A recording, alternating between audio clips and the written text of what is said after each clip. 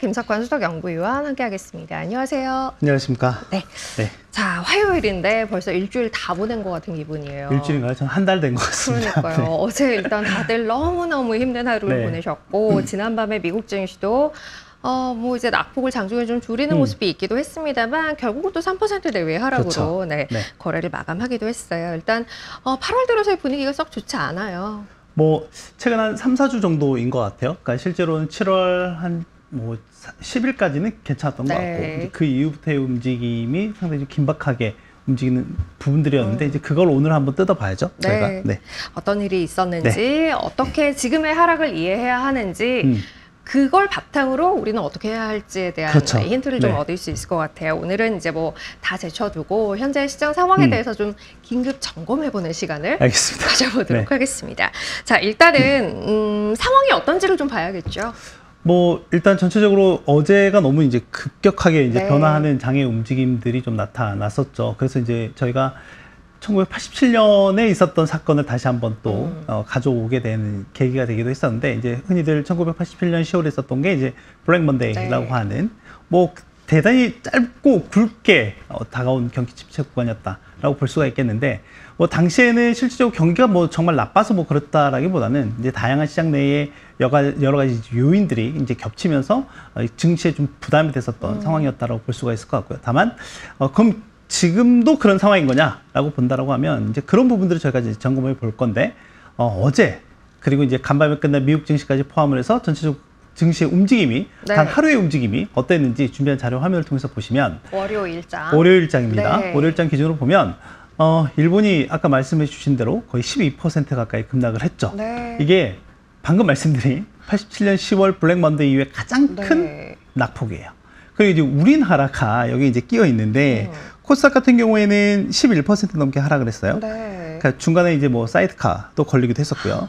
그리고 이제 이게 이제 팬데믹 2020년 3월에 있었던 팬데믹 이후에 가장 큰 낙폭이었고, 그리고 이제 코스피 같은 경우에도 보면 장중에 10% 넘게 하락하기도 맞아요. 했었거든요. 근데 이제 물론 장 막판에는 낙폭을 좀 줄이면서 어찌됐건 한 9% 정도 하락을 했는데, 이게 멀리 갑니다. 2008년 10월에 있었던 글로벌 금융위기 이후에 가장 큰 일간 낙폭이었다. 네. 뭐 그러니까 일본하고 우리나라 증시를 빼면은 뭐 나머지 국가들, 그러니까 유럽도 그렇고요, 미국 같은 경우도 그렇고 나머지 아시아 국가들도 보면 그렇게 큰 낙폭을 이제 기록은 하지 네, 않았다라고 볼 수가 있겠고, 뭐 일단은 뭐 일본은 최근 사태에 제가 봤을 때는 거의 지금 주인공입니다. 그렇죠. 네, 주연급이고 네. 거기에 이제 우리가 약간 조연급으로 이제 끼어 있는 상황이다라고 좀 볼 수가 있을 것 같고요. 다만 이제 어제 미국장에서 낙폭을 그나마 좀 줄일 수 있었던 요인 중에 하나가 뭐냐면, 그동안에 좀 시장에 있었던, 그러니까 지난주부터 현재까지 갑작스럽게 불거지고 그러니까 크게 솟구쳤던 경기 침체에 대한 이런 네. 우려 부분들을 약간은 완화시켜 줄 수 있는 부분이 이제 미국의 7월 ISM 서비스 업데이터가 나왔는데 이건 잘 나왔어요. 잘 나왔습니다. 네. 시장 예상을 상회했고요. 그리고 이제 그 밑에 하위 항목들, 뭐 신규 주문이라든지 고용이라든지 물가와 관련한 부분들이라든지 또는 생산과 관련한 이런 부분들이 전월 대비 크게 개선되는 모습도 좀 보였다라고 볼 수가 있겠고요. 그래서 결론적으로는 이제 이 데이터를 통해서 약간은 경기가 그렇게 지금 시장이 우려하는 것만큼 나쁘지는 않은 상황이다라는 걸 이제 반영을 했다라고 볼 수가 있겠고요. 그래서 장 시작 전에 보면 빅스 지수가 180%나 네. 올랐거든요. 장 시작 전에. 그러니까 네. 선물 이제 지수이긴 하지만, 근데 이 하루 상승폭이 장중 이제 고점 기준이긴 하지만 1990년 이후에 가장 큰 일간 상승폭입니다. 그러니까 어제의 하루의 변동성이 얼마만큼 컸는지 네, 알 네. 수가 있을 것 같고요. 그리고 이제 고점을 찍고 나서 이제 쭉 하락하는 이제 모습을 좀 보였다라고 볼 수가 있겠고, 또 하나는 국채 시장에서도 좀 특이한 움직임들이 네. 나타났었죠. 그러니까 장 시작 전까지는 어떻게 보면 앞서 말씀드린 이 경기 둔화에 대한 부분들이 좀 더 부각되는 모습을 보이면서 2년물 국채 수익률이 전일 대비 15bp 가까이 하락을 했고요. 뭐 10년물도 빠지는 모습이 좀 나오기도 했고, 그리고 2022년 7월 이후에 이 장단기 금리차가 2년물과 10년물 간의 장단기 금리차가 역전이 되면서 계속해서 이 역전폭을 확대해 나가고 네, 있었던 네. 시점이었는데 어제 장 시작 전에 잠깐 플러스로 플러스. 반전이 네. 되기도 했었습니다. 네, 이제 그런 측면에서 보면 시장에서 과도하게 우려했던 경기에 대한 부분이 일단은 ISM 서비스 데이터 나온 이후에 어느 정도 완화되는 모습들을 네. 좀 보였다라고 볼 수 있을 것 같아요. 어느 정도 완화됐다라는 이야기를 하기는 했습니다만, 물론 뭐 어제 아시아 증시에서 봤던 일본 증시도 한국 증시만큼의 낙폭은 아니었습니다만, 간밤 유럽 증시, 미국 증시의 낙폭도 사실 최근 이어지고 있는 흐름 안에서 보자면 적었다라고 보기는 조금 어려운 구간이에요. 어쨌든 쭉 이제 시계열상 놓고 봤을 때 시장의 흐름이 약간 흐르는 쪽으로 가고 있는 것은 또 분명한 상황이고, 그러면 그 이유가 뭔지에 대한 이야기를 좀 해봐야 할 것 같아요. 일단 최근에 저희가 보고 있는 이 하락, 그리고 특히 변동성이 좀 커지고 있는 흐름에 대해서는 이유를 어떻게 찾고 계세요? 자, 일단은 뭐 여러 가지 이유들이 있을 것 같은데 그걸 한번 이제 한 판으로 좀 정리를 했습니다. 한 판으로 정리를 했고, 그리고 이걸 하나하나 이제 보여드리기 시작하면 오늘 하루 종일 해도 시간이 모자랍니다. 그렇기 때문에 그 중에서 제가 중요하게 보는 한 가지에 대해서만 말씀 좀 드리도록 할 텐데, 일단 침체에 대한 이제 우려 부분인데, 저희가 모닝 브리핑을 진행하면서 계속해서 이제 말씀드렸던 요인 중에 하나는 뭐냐면, 연준이 어찌됐건 20년 만에 가장 높은 수준의 금리를 현재 유지를 하고 있는 상황이고, 앞으로 혹시 얼마 정도의 폭을 가지고 금리 인하를 할지는 모르겠지만, 결론적으로는 고금리에 대한 여파가 실물 경기에 지속적으로 영향을 미칠 것이다 라고 하는 거죠. 왜냐하면 결론적으로는 통화정책이 실물 경기에 미치는 데는 아무래도 시차라고 하는 게 있고, 또 하나는 금리를 지속적으로 올려오면서 나타날 수 있는 거기에 통화정책의 누적 효과라고 하는 부분들이 있기 때문에 그렇다. 그렇다면 앞으로 시간이 좀 지나면 지날수록 결론적으로는 경기의 하방 압력은 좀 더 높아질 가능성은 있다. 다만 그런 하방 압력을 버티면서 물가도 안정화되고 고용도 잘 유지가 되고 성장도 유지가 되는 이런 시나리오를 시장에서는 예상을 했던 거죠. 소프트 랜딩에 대한 그런 기대감들이었는데, 다만 이제 최근 며칠 사이 특히 실업률 데이터였습니다. 왜냐하면 최근에 연준 위원들이 계속 주요하게 봤던 주요한 발언 내용 중에 뭐였냐면 고용시장과 관련한 부분들을 계속 얘기했단 말이죠. 이 고용시장이 악화가 되면 연준이 대응에 나설 수 있다라고, 결국 이제 그게 그 대응이라고 하는 게 금리 인하에 대한 조치였던 건데, 이제 그런 부분들이 고용시장에 정말 연준이 여기를 계속 포커싱하고 있는데 설마 실업률이 3.7에서 4.1%까지 올라오니까 우려스럽게 봤던 부분들이었고, 또 하나는 이제 저희가 이제 종종 소개해드렸던 3회 법칙이라고 하는, 그러니까 이 실업률 데이터를 통해서 미국 경기의 흐름을 파악할 수 있는 건데, 그게 지금 최근에 임계점을 돌파했다라고 하는 거죠. 이제 이런 부분들이 좀 하나 있었다라고 보면 될 것 같고요. 또 하나는 기업들의 실적 부진입니다. 그러니까 지금 어닝 시즌이 진행 중에 있는데 실질적으로 지난 2분기 실적 데이터만 놓고 보면 나쁘지 않습니다. 그런데 일전 한번 소개드렸던 것처럼 2분기 기준의 매출 서프라이즈 비율이 지금 45% 정도예요. 그러니까 2019년 2분기 이후에 가장 낮은 수준이거든요. 반면에 어닝 서프라이즈 비율은 좋습니다. 80% 정도. 이익은? 그러니까, 그래서 이익은 좋은데 다만 이제 매출의 전체적인 실적의 탑라인이 안 좋은 모습을 보이다 보니까, 그러면 이렇게 되면 이제 이런 부진한 모습이 지속이 된다면 계속해서 기업의 지속 가능한 성장에 대한 부분을 좀 우려스럽게 보고 있었던 거고, 또 하나는 반도체와 관련한 부분에서 보면 이제 유럽에서 시작을 했죠. 반도체 장비, EUV 장비를 만드는 ASML부터 시작을 해서 자동차용 반도체를 만드는 뭐 STM 마이크로 일렉트로닉스라든지 뭐 NXP 반도체라든지 이런 반도체 주요 기업들에서 실적이 향후의 가이던스에 대해서 좀 약간 보수적으로 좀 잡았던 게 있고, 또 하나는 이제 지난주에 정점을 찍었던 게 인텔이었죠. 인텔 같은 경우도 다시 한번 또 급락하는 이런 모습도 나타났었는데, 이런 부분들이 전체적으로 반도체를 중심으로 해서 전체적인 실적 부진에 대한 우려감을 좀 더 키웠다. 그리고 또 하나는 특히 지난주에 아마존을 중심으로 해서 경기 소비자에 대한 우려가 좀 많이 컸었는데, 결국에 이제 이게 경기 둔화로 인한, 그러니까 소비자들의 재량 지출이 줄어들 수 있다라는 이런 우려들이 전체적으로 좀 녹아들었다라고 볼 수가 있을 것 같고요. 그리고 이제 세 번째가 보시면 일본의 이제 매파적 통화 정책이죠.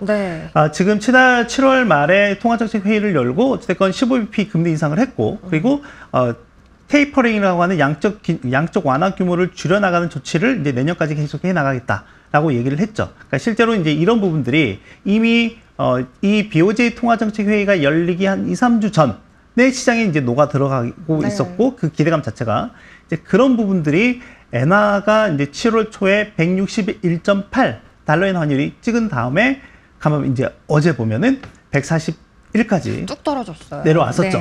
근데 이제 이게 중요한 게 뭐냐면 결국에 이제 일본 같은 경우에는 장기적으로 저금리를 유지하고 있다 보니 일본 내 투자자들이 결국엔 돈의 흐름은 이제 돈의 흐름을 이해하실 필요가 있습니다. 돈의 흐름은 저금리에서 고금리로 가는 게 맞잖아요. 이제 그렇다라고 하면 결국엔 일본의 싼 자금을 이제 빌려서 해외 고금리에 투자하는 뭐 달러든 위안화든 어디든 투자하는 앵커리 트레이드가 있었던 거고, 최근에 이런 엔화 강세가 가파르게 진행되는 부분에서 엔캐리 트레이드의 기계적이든 또는 뭐 수동적이든 이런 부분에 대한 청산 압력이 지속적으로 좀 높아지고 네. 있는 요인이었다.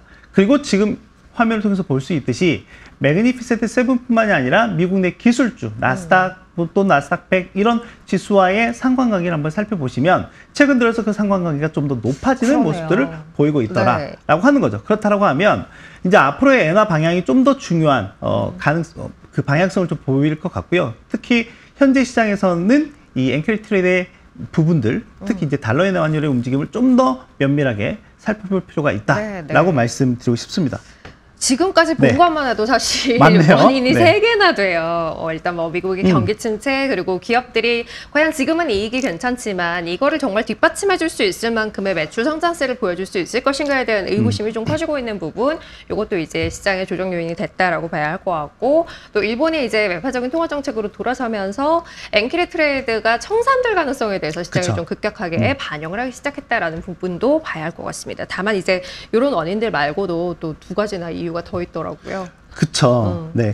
이제 하나는 지정학적 위험이에요. 지정학적 중동? 위험인데, 네. 어쨌든 이게 약간 이제 어느 정도 완화되는 분위기를 보이다가 최근 2주 사이에 갑자기 또 상황이 그러게요. 급반전하는 이제 모습을 좀 보였다라고 하는 거죠. 그래서 저도 이제 이 내용을 계속 이제 팔로우를 해드리고 네. 있는데, 일단은 이란의 대응이 중요할 것 같습니다. 네, 이제 이런 부분들. 그래서 뭐 간밤에도 보면 이제 어제 같은 경우에도 이란 외무부 대변인이 한 발언들이 있긴 했지만 그렇다고 해서 공격을 안 하겠다는 건 아니었어요. 네. 어찌 됐건 우리는 이스라엘에게 뭔가는 해야 된다라는 이제 뉘앙스였기 때문에 이건 좀 잠재적인 이슈가 될 것 같고 다만 중동 이유와 저희가 좀 더 밀접하게 보는 이유 중에 하나가 뭐냐면 유가 때문에 그런 거잖아요. 네. 근데 이제 유가가 같은 경우는 계속해서 좀 하락을 하고 있고 그러게요. 계속 말씀드린 200주 이동 평균선, 특히 WTI 기준으로 200주 이동 평균선 계속 하회하는 모습들을 본다라고 하면 이거는 약간 경계 하방 쪽에 좀 무게를 두고 움직이는 모습이다라고 볼 수가 있을 것 같거든요. 다만 혹시나 이제 중동 위기가 뭔가 좀 더 확전되는 양상이나 이런 게 나타나게 된다라고 하면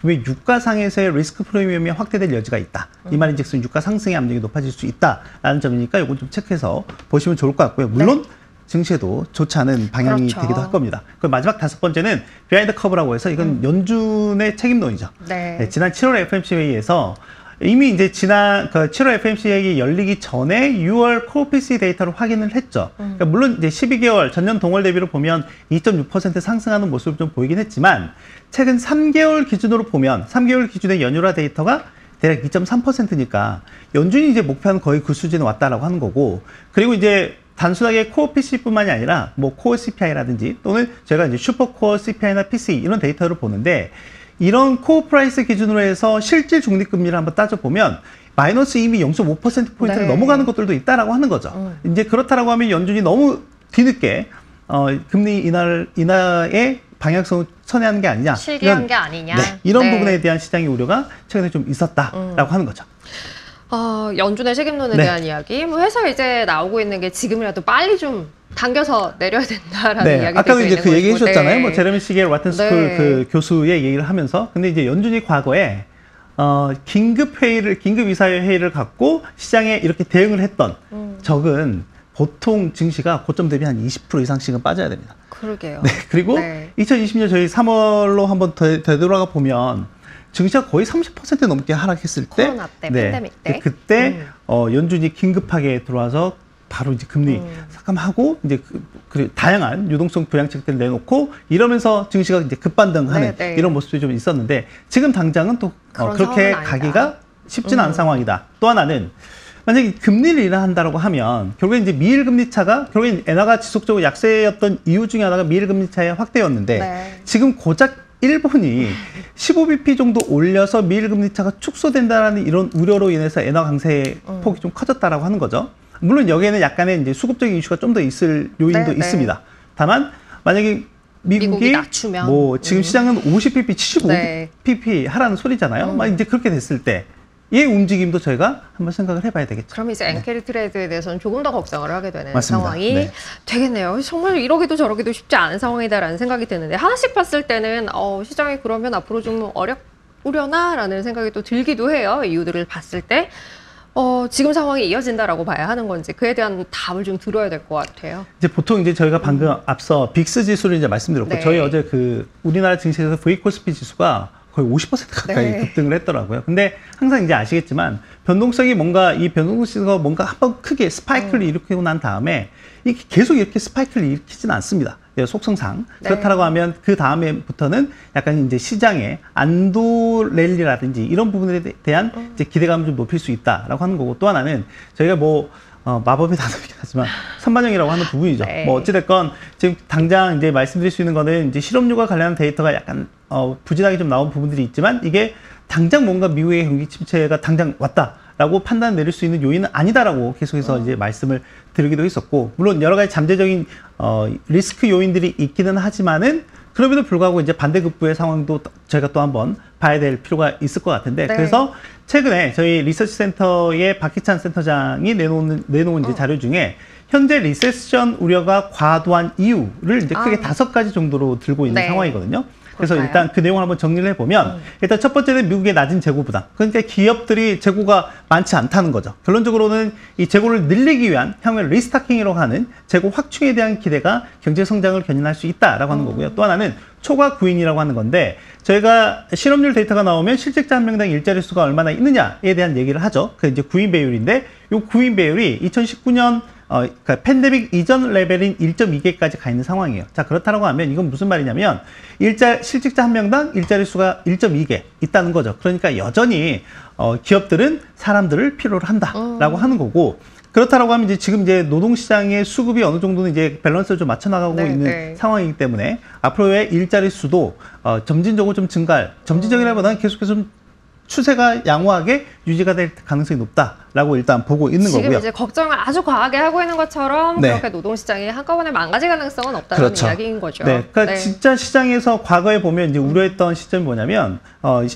저희가 이제 보는 비농업 취업자 수 같은 경우가 진짜 한 10만 개 미만으로 떨어져서 뭐 5만 개, 네, 6만 개 이렇게 나올 때가 좀 위험한 시그널이다라고 보시면 될 것 같고요. 또 하나는 지금 최근에 저희가 이제 일자리와 관련해서 보면 기업들의 조사를 통해서 나오고 있는 이제 서베이 결과와 그리고 가계에서 나오는 이 고용자 수 간의 괴리가 꽤 크게 나타나고 있었다라고 하는 거잖아요. 그런데 궁극적으로는 이 괴리도 점진적으로 이제 좁혀 나갈 가능성이 뭐 최근에 이제 노동시장의 수급 상황과 본다라고 하면 가능성이 있다라고 볼 수가 있는 거죠. 그리고 이제 세 번째는 앞에서는 이제 기업 실적이 좀 부진했다라고 말씀드리긴 했지만 여전히 돈을 잘 버는 기업들은 돈을 잘 보고 있다라고 하는 거죠. 아까 말씀드렸던 것처럼 어닝 서프라이즈 비율은 80% 정도가 되고 있는 상황이고 앞서 뭐 매그니피센트 세븐 이제 엔비디아 그중에서 엔비디아만 이제 이번 달 말에 실적 발표를 할 텐데 주요 기업들은 그래도 2분기에 꽤 선방한 모습들을 보였어요. 그 중에 가장 이제 우려했던 게 뭐 애플 같은 경우도 보면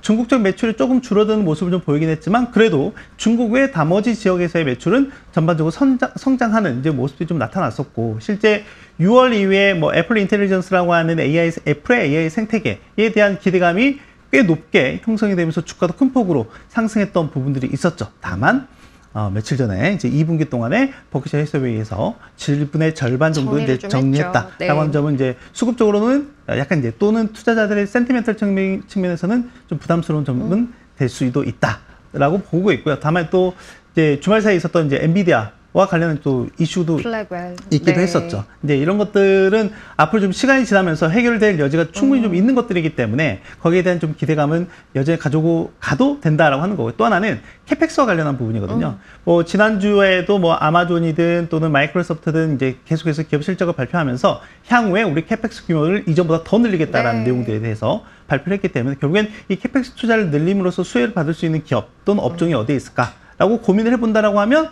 네, 또 돌아오면 또 거기인 상황은 맞다라고 보시면 되겠고요. 그 이제 네 번째는 인플레이션과 이제 금리 상황인데 아까 말씀 이제 드렸던 것처럼 결론적으로는 인플레 자체가 계속해서 완화되는 모습들을 이제 보이고 있는 상황이기 때문에 연준 입장에서도 이제는 충분히 금리 인하, 즉 피봇에 대한 부담이 이제는 상당히 줄어든 상황이다라고 보면 될 것 같고요. 뭐 그래서 지금 시장에서는 9월 FOMC 회의에서 50bp 금리 인하에 대한 기대감이 거의 90%로 형성이 되어 있는 시점이고 어제도 소개해드렸지만 주요 월가 IB들을 중심으로 해서 올해 최소 100bp에서 많은 데는 한 125에서 150bp도 예상을 또 네. 하고 있는 데도 있긴 하더라고요. 그래서 그 정도의 예상이 된다. 그럼 마지막으로는 결국엔 이제 돌아서 경기에 대한 내용인데 네. 저희가 이제 이걸 글로벌 전체적으로 봤을 때 볼 수 있는 데이터가 하나 있어요. 경기 선행지수라고 하는 게 있습니다.